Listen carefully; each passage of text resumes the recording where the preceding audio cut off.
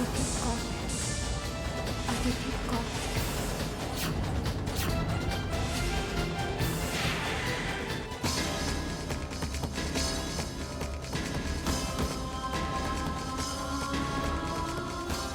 बताइए ना माँ, कौन है अदिति जिसकी वजह से चैतन्य इतने परेशान, आप इतनी परेशान है, पूरा परिवार परेशान है? जिसका डर था वही हुआ। चैतन्य तो अपनी सुध-बुध खो बैठे। बोलिए ना, कौन है अदिति? ओफो अनुपमा, अदिति अदिति अदिति, ये तुमने क्या लगा रखा है? मैं किसी अदिति को नहीं जानती, कोई अदिति नहीं है। माँ, मैंने चैतन्य को उसका नाम लेते हुए सुना। मैंने तो नहीं सुना। हो सकता है तुमसे कोई गलतफहमी हुई है। नहीं माँ। अनुपमा, तुम जानती हो घर में हर कोई परेशान है और तुम ये फजूल के सवाल कर रही हो, हमारी परेशानी और भी बढ़ा रही हो। माँ देखो अनुपमा, मैंने कह दिया ना तुमसे, तुम्हें गलतफहमी हुई है और अपनी गलतफहमी को सवाल बनाकर मुझसे मत पूछो, क्योंकि मेरे पास तुम्हारे सवाल का कोई जवाब नहीं है। देखो, चैतन्य की तबीयत कितनी खराब है, अभी उसे तुम्हारी जरूरत है। जाओ उसके लिए नाश्ता बना के लाओ। जाओ अनुपमा।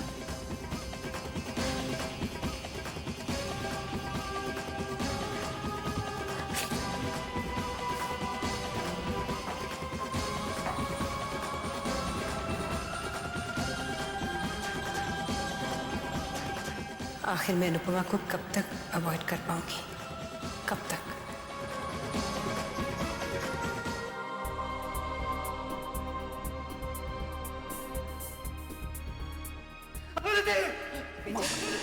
अदिति को लेकर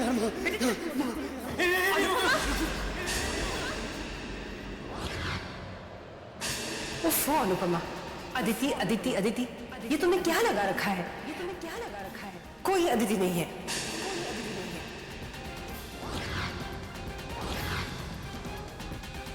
मुझे पूरा यकीन है, मैंने अदिति का नाम सुना था,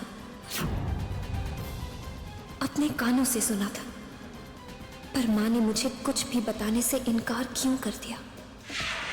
मुझे ऐसा क्यों लगा जैसे माँ मुझसे नजरें मिलाकर बात नहीं कर रही थी, नजरें चुरा रही थी मुझसे। नजरें तो कोई तभी चुराता है जब कोई इंसान किसी बात को छुपाने की कोशिश करता है। माँ क्या छुपा रही है, क्यों छुपा रही है? मैं पूरे यकीन के साथ कह सकती हूँ कि मैंने चैतन्य के मुंह से अदिति का नाम सुना था। कौन है ये अदिति? किससे पूछूं? कैसे जानूं?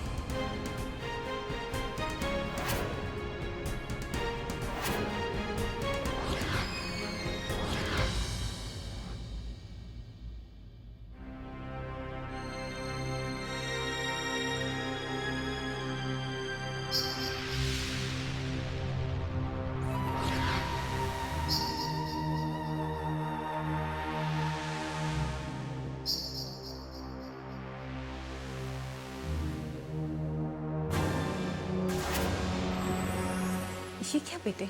मासा, प्लीज़ हमें मत रोकिए। हम जानते हैं कि आपके सर में बहुत दर्द हो रहा है। हम बाम लगा देते हैं।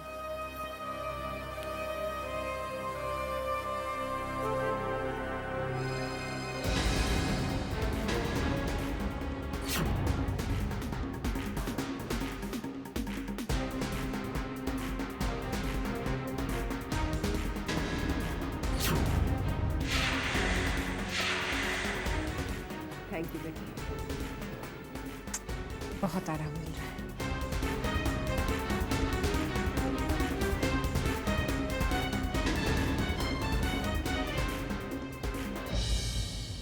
आप जानती हैं मासा, जब हम पहली बार इस घर में बहू बनकर आए थे,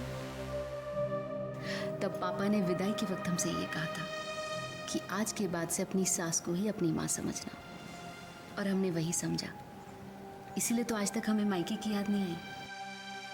सच कहे मासा, हम आपकी जरा सी भी तकलीफ नहीं देख सकते। एक माँ अपनी बेटी से नाराज हो सकती है, गलत फहमी हो सकती है, लेकिन एक बेटी अपनी माँ से कभी नाराज नहीं हो सकती है, उन्हें कभी तकलीफ में नहीं देख सकती है। इसलिए मासा, हम आपसे माफी मांगते हैं। हमने अनुपमा के बारे में आपसे जो कुछ भी कहा, हम जानते हैं आपको बिल्कुल भी अच्छा नहीं लगा, लेकिन हमारा इरादा बिल्कुल भी नहीं था आपको हर्ट करने का। अब क्या करें मासा, हमारी आदत ही कुछ ऐसी है, हमारे दिल में जो भी आता है ना मासा, हम वो कह देते हैं। लेकिन प्लीज प्लीज मासा, आप उसे गुस्ताखी मत समझिएगा। मैंने पद्मिनी को कितना गलत समझा। उसका इरादा मेरा दिल दुखाने का नहीं था।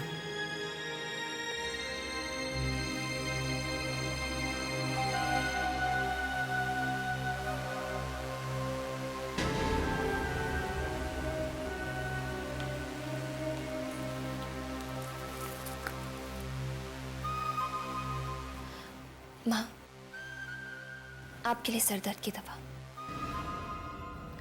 नहीं भाभी साहब, मासा ये मेडिसिन नहीं खाती हैं, होम्योपैथी खाती हैं।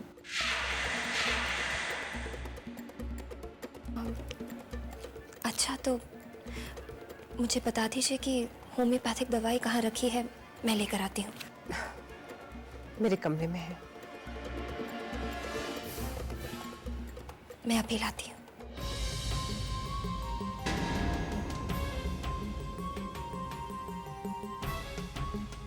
अनुपमा, अगर धीरे धीरे माँ को वापस अपनी तरफ और तुम्हारे खिलाफ न किया तो हमारा नाम भी पद्मिनी नहीं।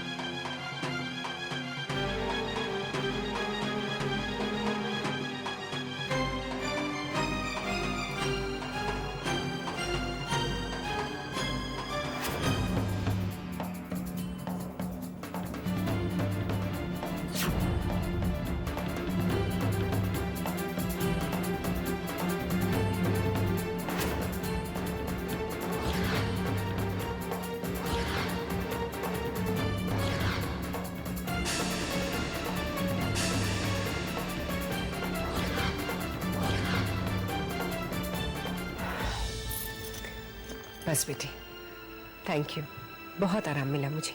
मासा, हम आपके लिए गरम गरम दूध लाते हैं, उसे पीकर आपको बहुत अच्छी नींद आएगी। ओके?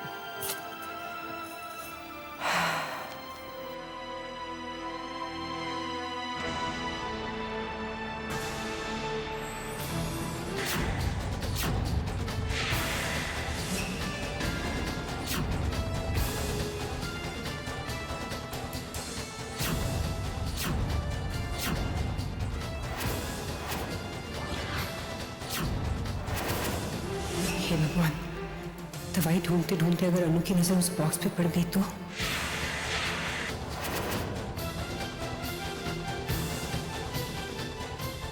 कहाँ है माँ की होम्योपैथिक दवाई? हो सकता है अलमारी में हो।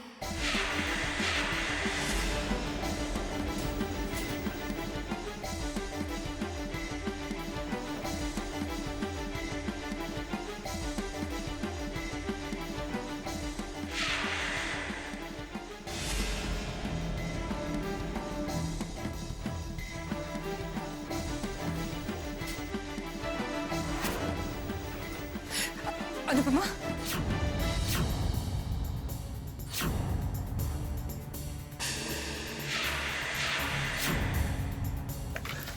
ये डब्बा मुझे दो। तुम जाओ, मैं दवाई ढूंढ लूंगी।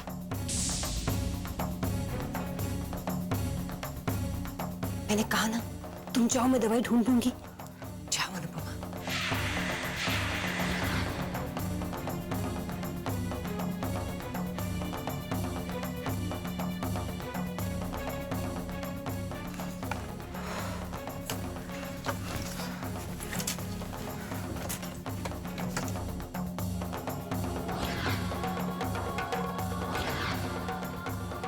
मुझे इसे कहीं छुपा देना चाहिए।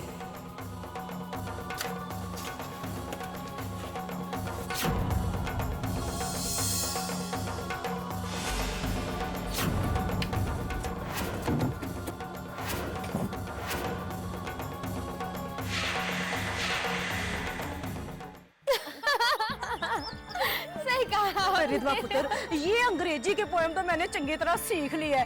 Twinkle twinkle little star, your wonder how are you. नानी,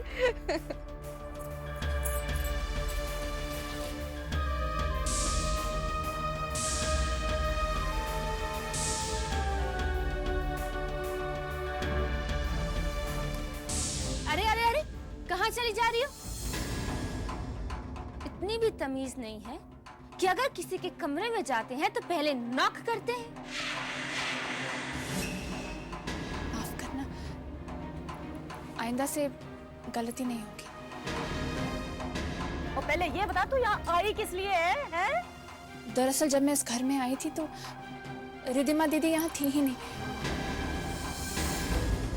कुछ जान पहचान नहीं हो पाई, इसलिए मैं उनसे मिलने चली आई।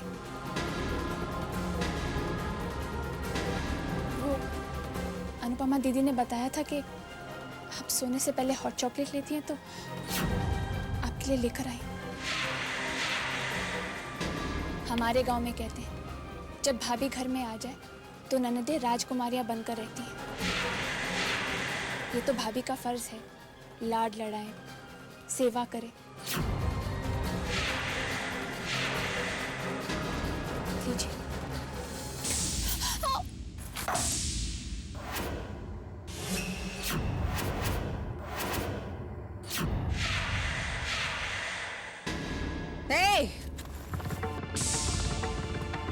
ऐसे टुकर टुकर क्या देख रही है मेरी बेटी को? आंखें नोच लेगी रिद्धिमा तेरी। जबरदस्ती इस घर में घुस तो आई है, मगर अगर हम में से किसी से भी रिश्ता जोड़ने की कोशिश की तो तेरा वो हश्र करूंगी कि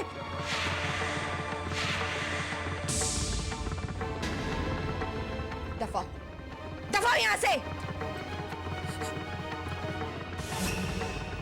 रुक।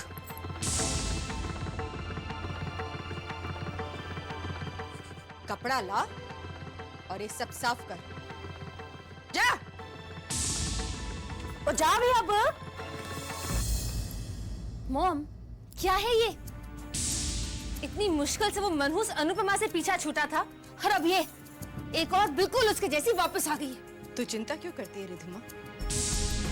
ऐसे मनहूसों से निपटना तो आता है ना। आहो रिद्धिमा पुत्र, माया पुत्र बिल्कुल ठीक कह रही है। मॉम, क्या सोच रही हैं आप? आपकी आंखों में ये अजब सी चमक कैसी? मेरे दिमाग में एक बहुत जबरदस्त आइडिया आया है इस नम्रता के बच्ची का जान खाने का। क्या? देखते जा।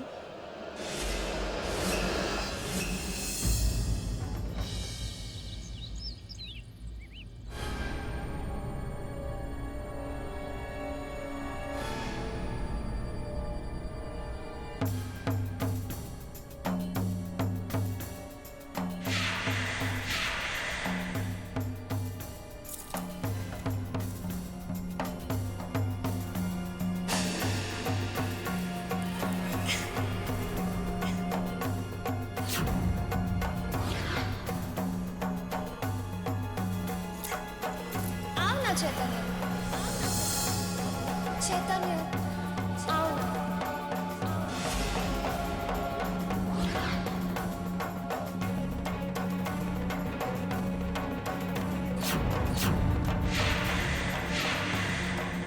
अदिति, अदिति, अदिति, तू इतनी तेज मत छो, इतनी तेज मत छो, तुम्हें कुछ हुआ तो नहीं, चोट तो नहीं लगी ना तुम्हें?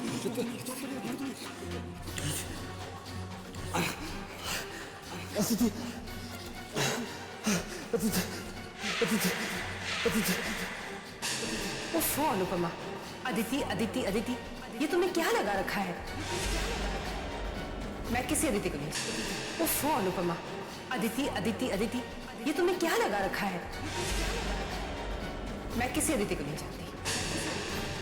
अदिति अदिति अदिति अदिति अदिति अदिति अदिति अदिति अदिति।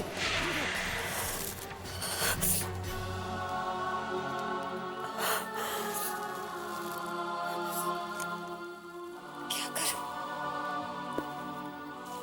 कहां से ढूंढूं अपने सवालों के जवाब? यूं सोच सोच कर परेशान होकर मुझे इस मुश्किल का हल नहीं मिलेगा। पर मैं क्या करूं? कोई तो रास्ता दिखे, कोई तो रास्ता दिखलाए।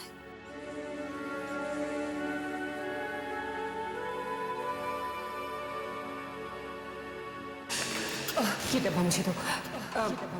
तुम जाओ, मैं दवाई ढूंढ लूंगी।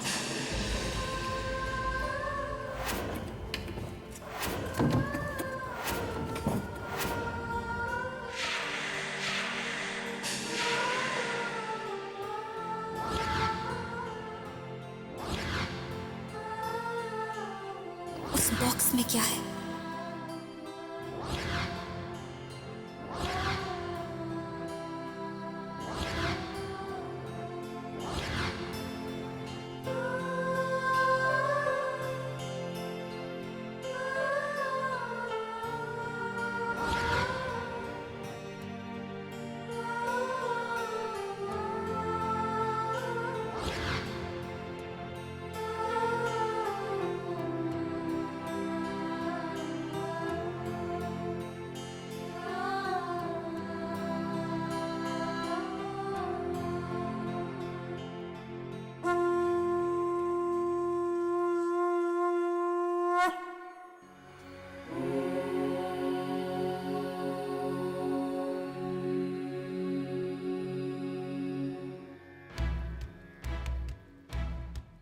माँ ने अभी अभी पूजा करनी शुरू की है। खत्म करने में थोड़ा वक्त तो लगेगा ही। तब तक मुझे देखना चाहिए कि उस बॉक्स में क्या है। हो सकता है उसमें अदिति से जुड़ी कोई बात, कोई चीज मिल जाए।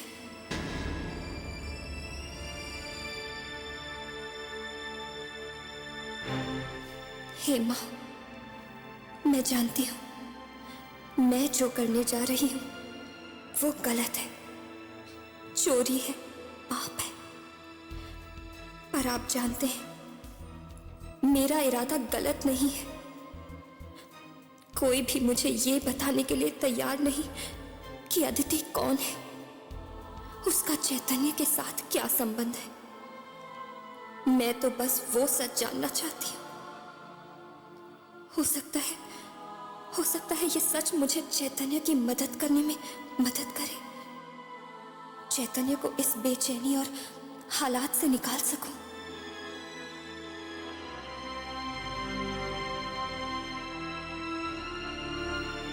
हे माँ, मुझसे चैतन्य की तकलीफ देखी नहीं जाती। उस तकलीफ को कम करने के लिए मुझे ये कदम उठाना ही होगा।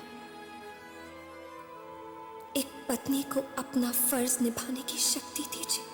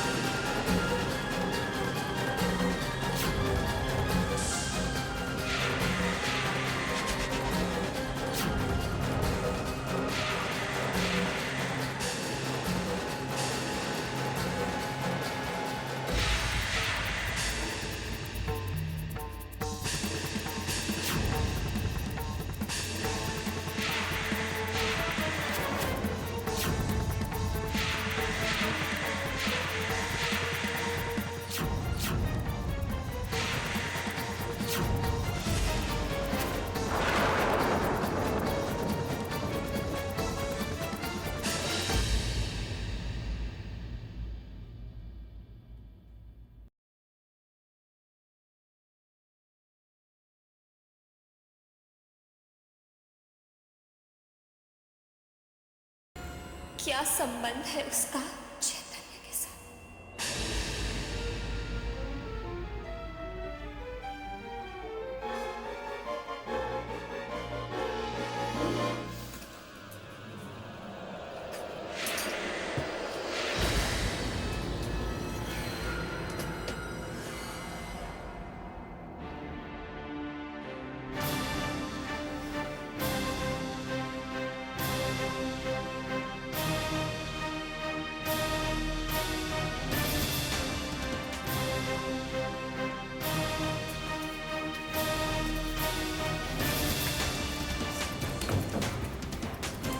यकीन नहीं हो रहा अनुपमा कि तुम ऐसा कर सकती हो। घर की बहू होके इस तरह से चोरी छुपे। मुझे माफ कर दीजिए। जानती हूँ मुझसे गलती हुई, पर आप मेरी मजबूरी समझिए ना माँ। मैं तो बस वो वजह जानना चाहती थी जिसके कारण चैतन्य का ये हाल हुआ। आप भी मुझे कुछ नहीं बता रहे, तो मैं क्या करूं? पत्नी धर्म निभाना चाहती हो, चैतन्य की सेवा करना चाहती हो ना, तो क्या बिना सवाल किए पत्नी धर्म नहीं निभा सकती? मुश्किल घड़ी में अपने पति का साथ नहीं दे सकती? दे सकती हूँ। चैतन्य के लिए मैं अपनी जान भी दे सकती हूँ। पर आप बताइए, जब तक किसी मुश्किल की जड़ को खत्म ना किया जाए, तो वो मुश्किल कैसे खत्म हो सकती है? माँ, मैं इस बात की तह तक जाना चाहती हूँ। जानना चाहती हूँ कि क्या रिश्ता है या था चैतन्य और अदिति का।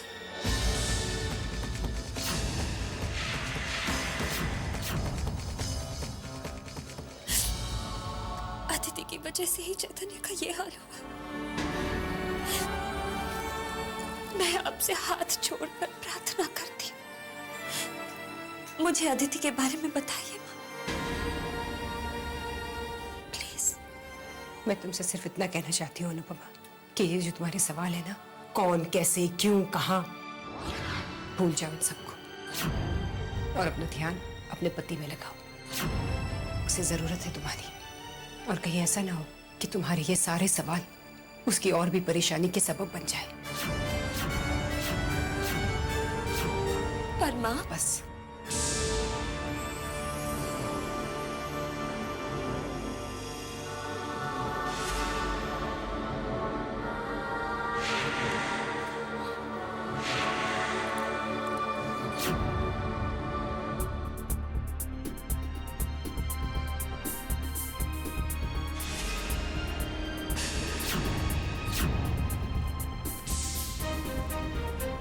चैतन्य की सेवा करना चाहती हो ना, तो क्या बिना सवाल किए पत्नी धर्म नहीं निभा सकती?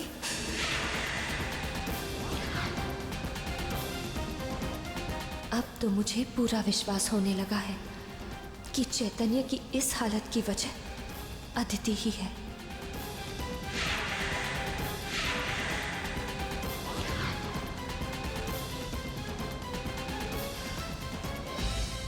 अनुपमा,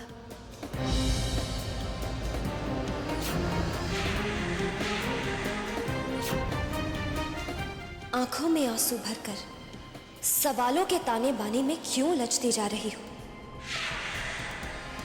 तुम्हारे पति को इस वक्त तुम्हारी जरूरत है। जानती हूं, मैं भी चैतन्य की मदद करना चाहती हूँ, पर क्या करूं? किससे मदद मांगूं? कोई भी तो नहीं है मेरी मदद के लिए। कैसी मदद अनुपमा? अरे तुम्हें किसी के सहारे या मदद की क्या जरूरत? तुम्हारे पास तो मंगलसूत्र और सिंदूर की शक्ति है, ताकत है। अरे इसकी शक्ति से तो सावित्री अपने पति सत्यवान को यमराज तक से छुड़ा कर लाई थी। तो तुम चैतन्य की मदद क्यों नहीं कर सकती? दूसरों की उंगली पकड़कर क्यों चलना चाहती हो अनुपमा? भूल जाओ सब कुछ भूल जाओ अदिति का राज, दूसरों की मदद। इस वक्त तुम्हारे पति से बढ़कर तुम्हारे लिए कोई नहीं है, और ना ही होना चाहिए। उठो अनुपमा, उठो और जाओ, जाओ अपने पति की मदद करो। चैतन्य को तुम्हारी जरूरत है। एक पत्नी होने का हक जताओ। जाओ अनुपमा, जाओ, जाओ और अपनी पत्नी होने का फर्ज निभाओ अनुपमा।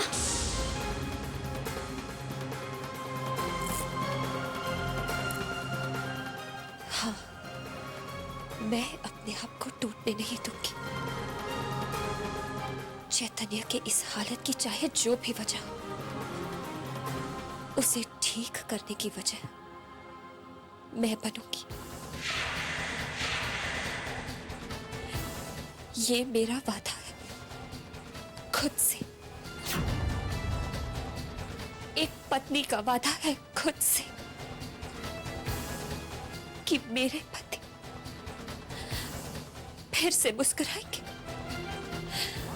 हाँ, फिर से मुस्कुराएंगे,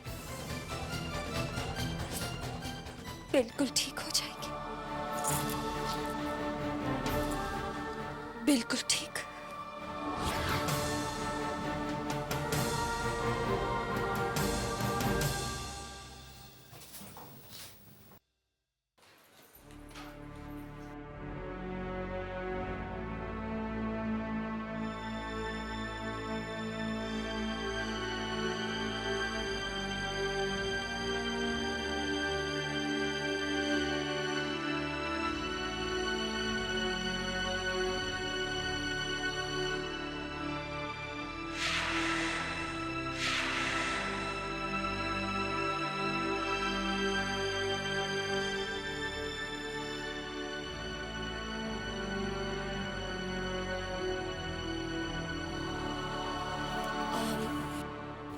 अब कैसी तबीयत है?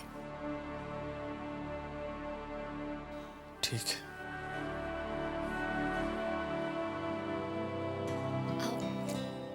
टीवी देखेंगे? टीवी ऑन करो।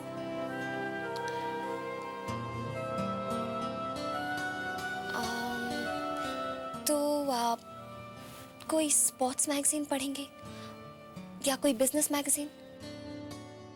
ताश खेलेंगे? नहीं। ताश नहीं खेलनी, टीवी नहीं देखना। चलिए छोड़िए, गर्मा गर्म कॉफी बना कर लाती हूँ दोनों के लिए। नहीं, कॉफी नहीं पीनी है। पर मेरा तो मन है ना। इनफैक्ट मेरा मन आपके साथ कॉफी पीने के लिए है। पी लीजिए।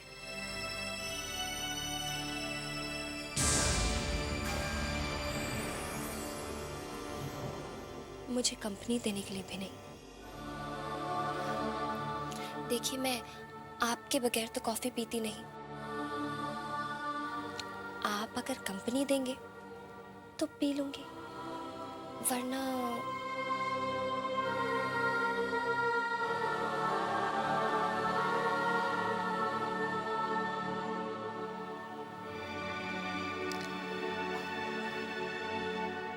कॉफी पिए। चैतन्य कितने अच्छे हैं। मैं बस अभी कॉफी बना के लाई, यूं गई और यूं आई। हाँ,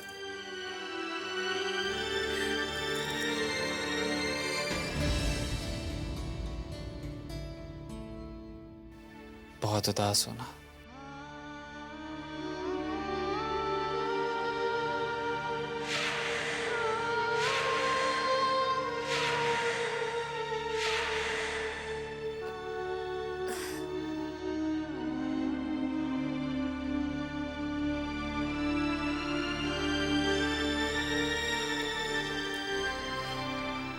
क्या हुआ?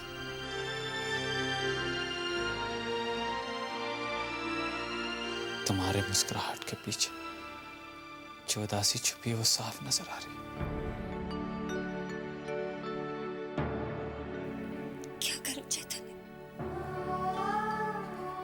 इस उदासी पर मेरा कोई बस नहीं।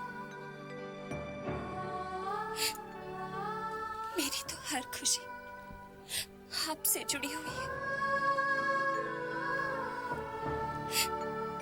पर जब आपको उदास देखती हूँ तो दिल रो पड़ता, मन डरा डरा सा रहता, क्योंकि मुझे ऐसा लगता है जैसे आप मुझसे दूर जा रहे हैं।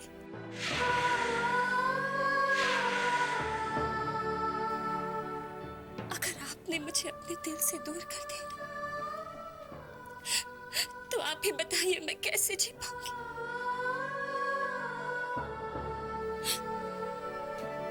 इतना प्यार मुझे सिर्फ आपसे ही तो मिला। अगर आप मुझसे दूर चले गए, ये प्यार मुझसे छीन लिया गया तो मैं जी नहीं पाऊंगी, नहीं जी पाऊंगी।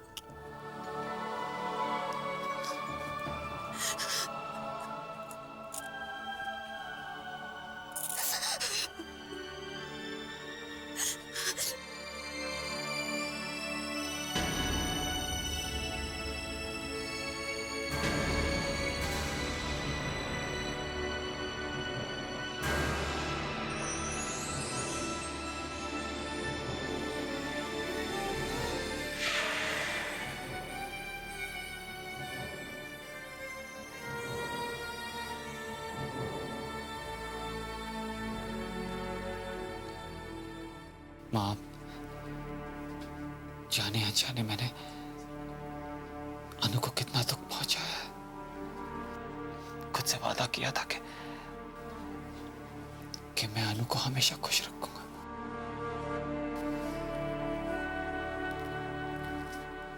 पर मैं एक कैसा वादा निभा रहा हूं। माँ मुझसे अनु की हालत देखी नहीं चाहती। मैं अगर उसे यूं देखूंगा तो मैं टूट जाऊंगा। माँ प्लीज कुछ करिए, मैं अनु को टूटते नहीं देख सकता। प्लीज कुछ करिए, कुछ भी। मैं जानती हूँ बेटे, जानती हूँ तुम दोनों एक दूसरे को कितना चाहते हो। मैं भी तुम दोनों को हमेशा खुश देखना चाहती हूँ। मेरी एक बात मानेगा? कहते हैं कि मृत्यु के बाद अगर मरने वाले का अंतिम संस्कार और पिंडदान पूरे विधि विधान के साथ ना किया जाए तो मरने वाले की आत्मा को कभी भी शांति नहीं मिलती।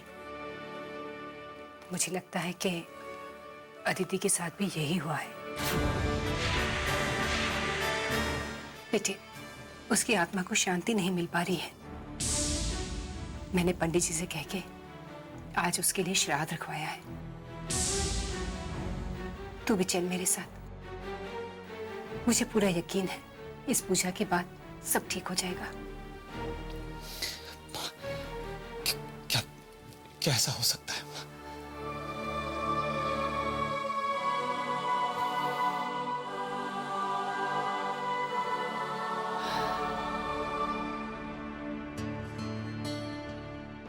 माँ और चैतन्य अचानक कहाँ चले गए? अभी थोड़ी देर पहले तो यहीं थे, कुछ बताकर भी नहीं गए।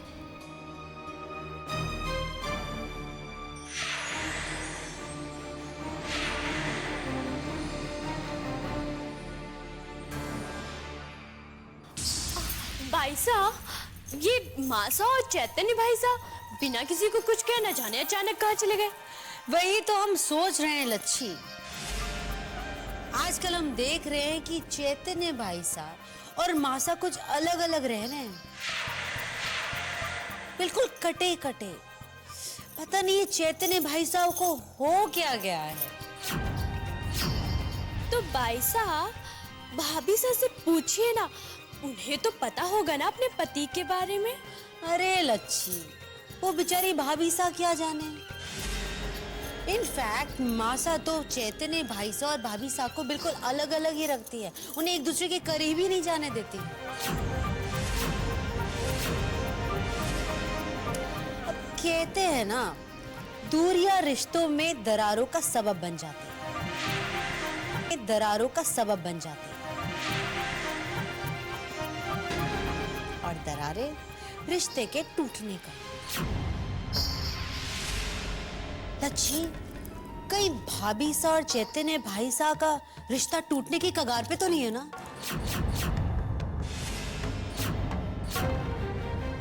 अब अगर दूरियां इतनी बढ़ जाएंगी तो नजदीक आने के सारे रास्ते बंद हो जाएंगे।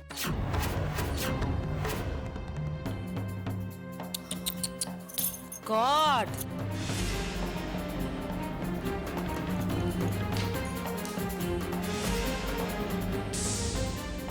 आता है, बहुत मजा आता है हमें अनुपमा के जख्मों को कुरेदने में। हम उसके जख्मों को इतना कुरेदेंगे कि उसके जख्म नासूर बन जाएंगे।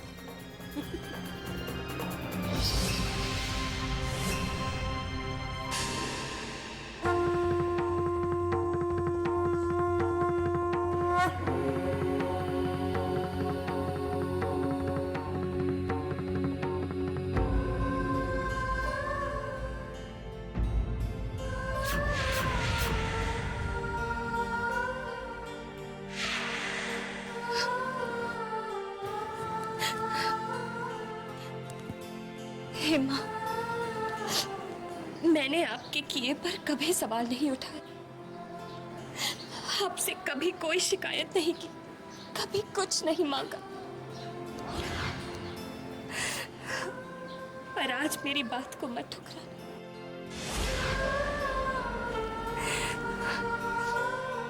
मुझसे मेरा पति मत छीनिए माँ, मेरा चैतन्य मत छीनिए, मुझे मेरा चैतन्य लौटा दीजिए। चैतन्य, तुम मुझे बिना बताए कहाँ चले गए?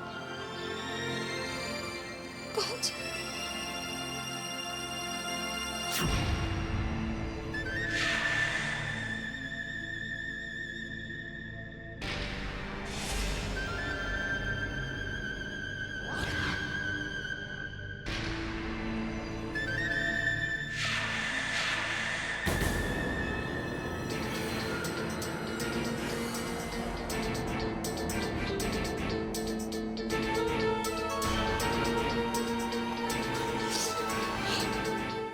उमा महेश्वराभ्याम नमः स्वाहा। ओम वाणी हिरण्यगर्भाभ्याम नमः स्वाहा।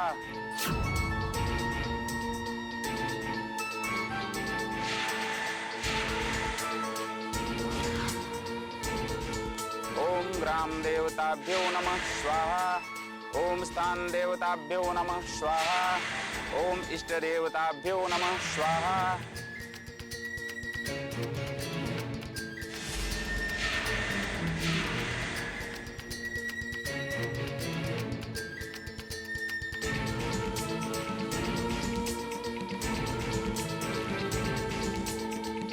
ओम सर्वेभ्यो ब्राह्मणेभ्यो नमः स्वाहा।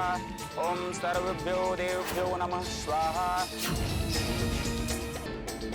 ओम इंद्राय नमः स्वाहा। ओम वरुणाय नमः स्वाहा।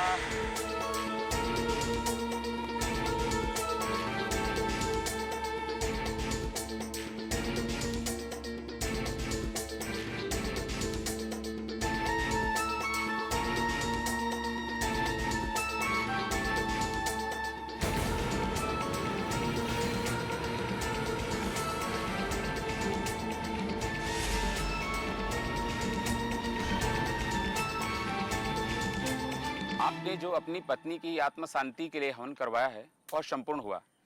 इससे आपकी पहली पत्नी की आत्मा को अवश्य शांति मिलेगी।